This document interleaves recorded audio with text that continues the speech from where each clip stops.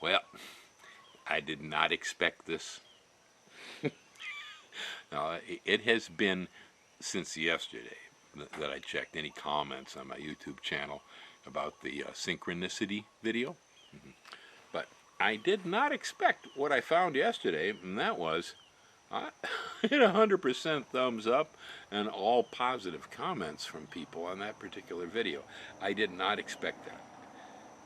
There's only a few reasons why I ever even came forward and put that video on the web. All right, now, one, folks are used to me talking about some of the weirdest things during Halloween season, which is coming. And so I suppose some of you were going, all right, Bill's getting into weird stories. That's cool. Yeah. It's been entertaining for a lot of people when I tell ghost stories, UFO stories. I think I only have like one cryptid, all right, but anyway, so it's the season for it, but this one, I really hesitated to do this. Yeah, one, it generally gets interpreted as mysticism, and I hate mysticism. Who you think you're jiving with that cosmic debris? You make more money as a butcher, so don't you waste your time on me, as Frank says. That's Bill too. I don't go for that stuff. But there's a lot of things here that are just totally not understandable. The point being is that I'm just not going to throw a mystical idea on them. I'm just not going to say, oh, it's, mystery, yes, but mystic, no.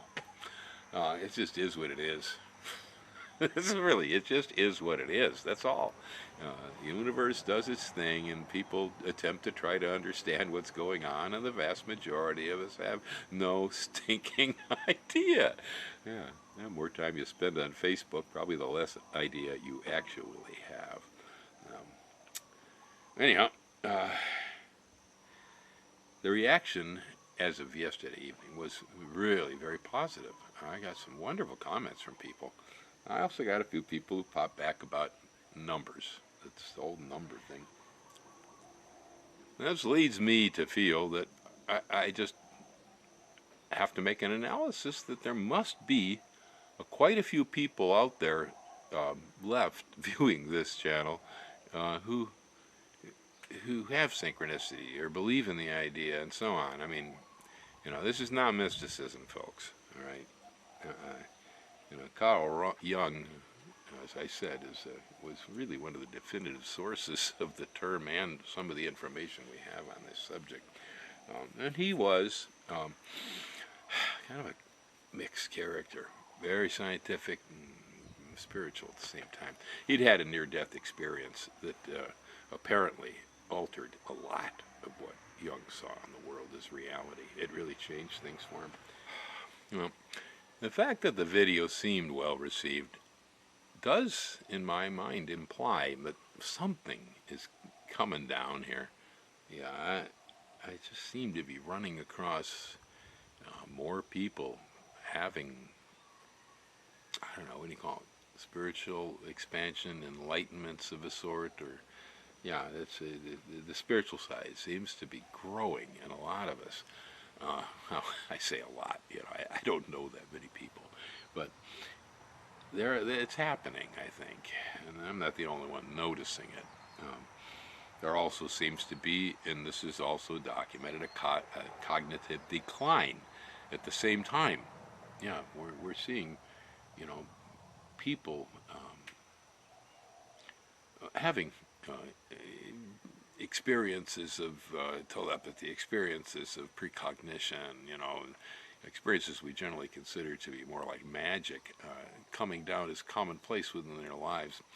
On the other hand, we have a whole group of individuals out there that are human who, well, they can't seem to stop killing themselves over ideas, religious books, and property acquisition goods. Yeah, somebody else either has what they want, or they don't believe what they believe, or something. And so the care over human life on this planet, and in fact life period, is generally almost absent in many people. Yeah, yeah, you don't go killing your neighbors over religious or political beliefs because if you're a really conscious and kind person, you're mixed up. Ideas are just ideas, and for now there's enough property. It just depends, on how you feel about that. Everybody, some people seem to just always believe they need more, more, more, more. Like, he who dies with the most toys wins. I've seen that bumper sticker in California. And Putin, for instance, is one of those, I guess. It's a fear thing. I don't know. I don't know. I don't have it.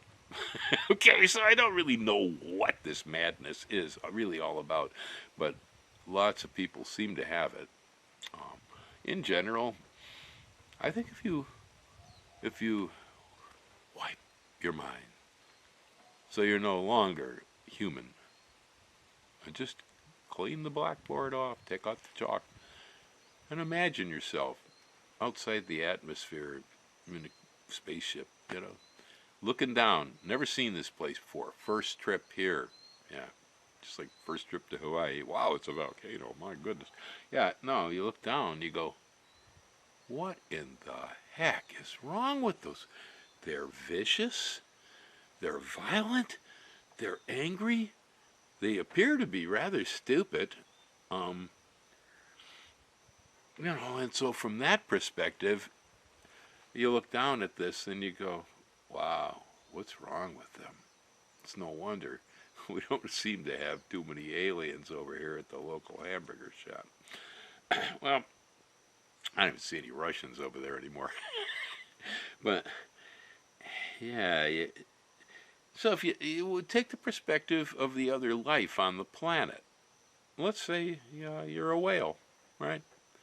I don't do too much of this anymore, but it wasn't long ago. Any whale in the sea was good for what?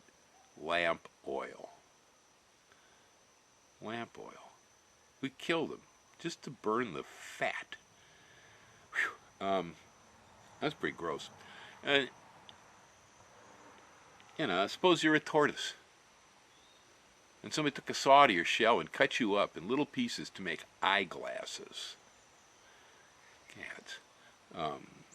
What was wrong with wood? Trees maybe are conscious too, but they can regrow.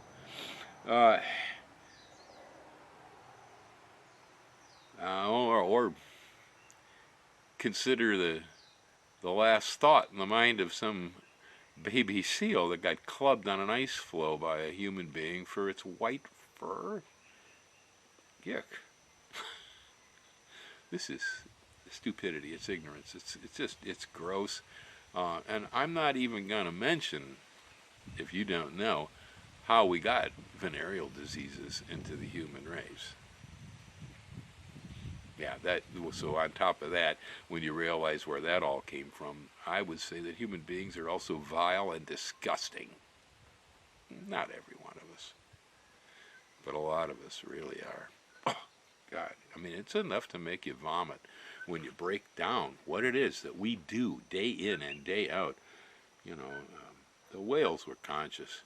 Forests, is a forest conscious? Well, I believe in its way because I think that plants respond to human will.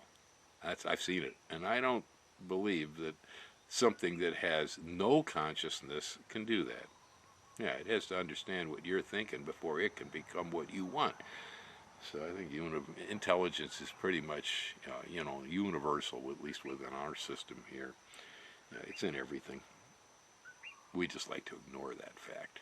The whale got a heck of a lot bigger brain than we'll ever have, Well, like I say, if you were someone from off planet and suddenly showed up, I think this would become quite obvious. Most of us humans protect our ignorance, stupidity, vile nature, violence, and so on.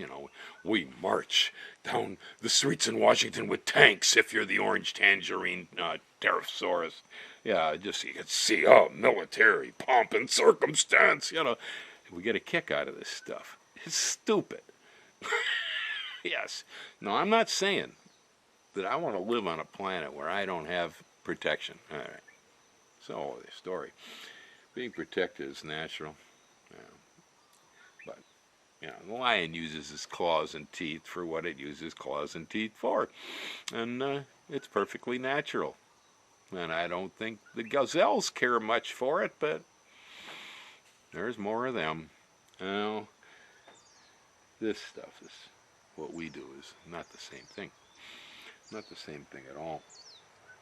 I've felt that way most of my life. Scratch my head and go, what's wrong with these people? Don't they seem to understand what they have here? I guess not. I guess not. I don't know. You have some folks today saying that a lot of the disruption, the hurricanes and the earthquakes and the fires and all that, it's the planet itself. It's conscious and it's reacting. Yeah.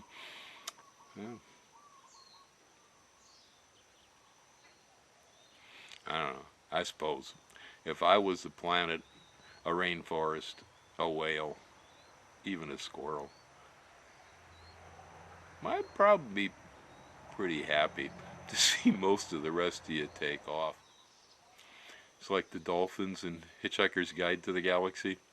Just before the planet is destroyed, they all leave and wave bye-bye, thanks for all the fish. Yeah, sometimes I feel the same way. Yeah, it's mysterious, this whole thing. I mean, sometimes living here, I feel as if I'm on Star Trek and living with Deanna Troi, the empath. I have a cat that apparently is an empath. I mean, yeah. If people, I have people show up here frequently. If people show up here, Gracie will come out and she'll look at them, and she will do really one of three things.